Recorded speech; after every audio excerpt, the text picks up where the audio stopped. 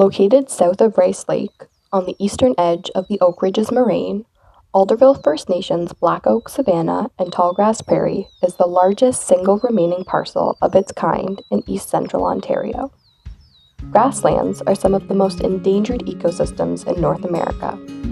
Generally, those remaining in Ontario are small, fragmented, and highly degraded.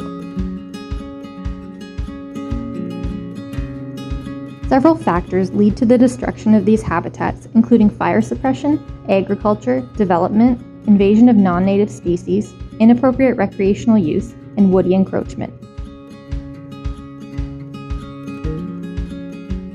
A commonly used method for restoring grassland is to reintroduce native grassland plants by sowing seeds or planting seedlings. This technique is essential for encouraging plant diversity and can greatly speed up the process of native plant establishment. One of the most important grassland restoration techniques is the reintroduction of fire, which is essential to an oak savanna habitat. As part of Alderville's management plan, prescribed burns are carried out in a scientific manner. However, a challenge occurs after fire. Fast-growing poplars tend to crowd out native species. Poplar species are particularly difficult to manage because they respond to disturbance by sending messages to their extensive root systems to sprout new shoots. To assist with the restoration at Alderville Black Oak Savanna, a team of third-year ecosystem management technology students from Fleming College were asked to develop a draft management plan. This would identify best management practices to promote herbaceous cover for species at risk, including grassland birds and pollinators, and to limit the spread of poplar species.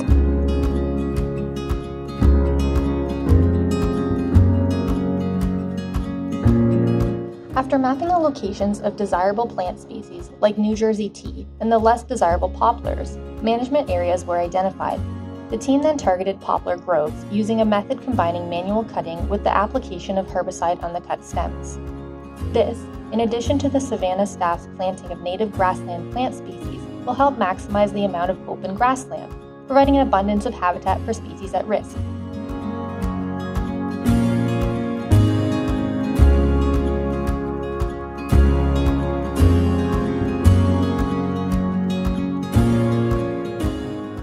Spotted on the property are species at risk grassland birds such as the bobolink, eastern meadowlark, and red-headed woodpecker, and with continued management, the golden-winged warbler may choose to make the savanna its home too.